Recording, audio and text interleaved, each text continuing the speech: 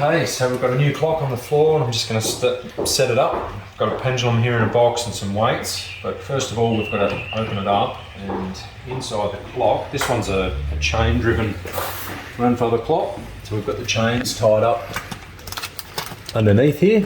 This one they've used a little bit of wire around a bag, but you'll find in some cases they could be in a little bit of foam with some tape around it. This is just stopping the chains from kind of hanging loose and then getting tangled up in the movement inside the clock. So that one just contains the chains. And then there'll be another piece of wire or a string that actually ties them tight so they don't come off the movement inside the clock. So I'm just going to go up underneath here and get that one out. Actually, I might be able to open up one of the sides here and you can see and have a look. Around there. I don't know if you can see in there, Francis. Right up tight underneath the base of the movement.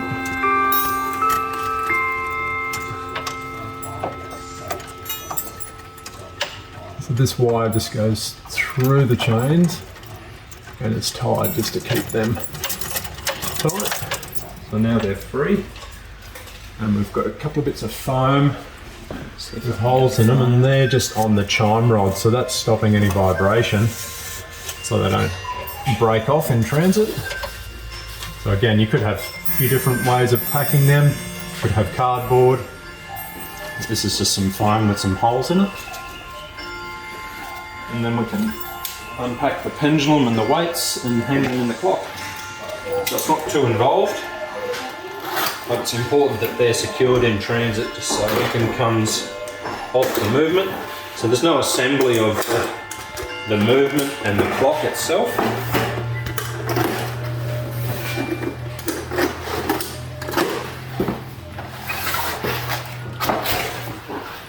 This is the pendulum. And what style of pendulum is that one, Dan?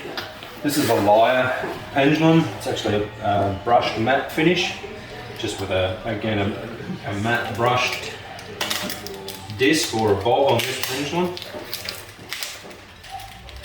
And this is what actually regulates the clock. The speed of the clock. There's a little nut on the bottom here that you use to make the clock run faster or slower.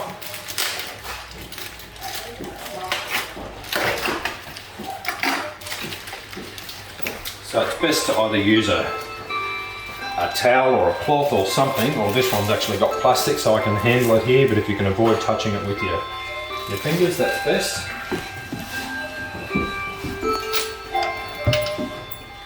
It's got a hook on the top of the pendulum and that goes up inside the movement. And the leader that comes from the movement, it just hangs on that. And we can slide the plastic off.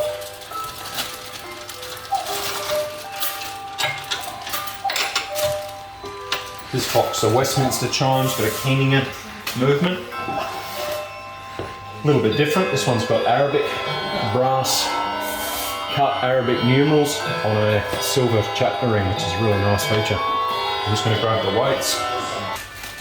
So I've got our 3 weights unpacked here. I'm just going to hang them in the clock. And sometimes you'll have different fittings on the top. This clock, most Keeninga clocks come with 3 hooks. But there is generally one weight that is lighter and it runs the strike. So this one's going to go on the left hand side. But on some of the clocks you'll actually have a loop on here, so it can only hang on a hook and it'll make sense. The weights can only go in one position, but in this case I've got to hang that one on the left hand side there, and the other 2 are the same weight. Always like to check that the hook on the top's nice and tight.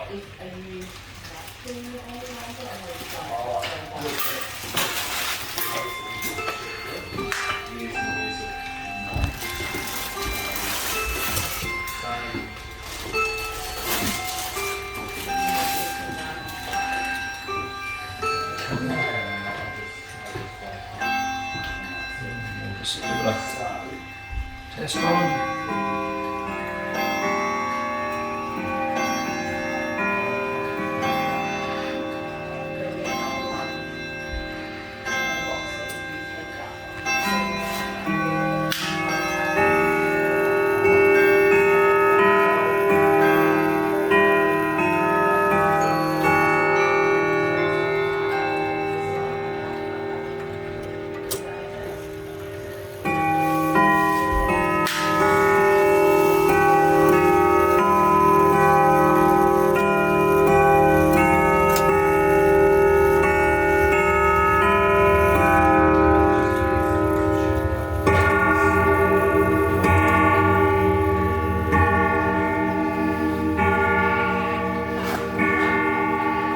nice sound to the Keenigan movements. Yeah. It's chime rods. Just counting the strike. There's the hand slightly out of position here. So the hour hand's just on a tapered shaft, so it's just come a little bit loose in transit, so just got to push it back and line it up. All good to go. Very good. Your grandfather clock.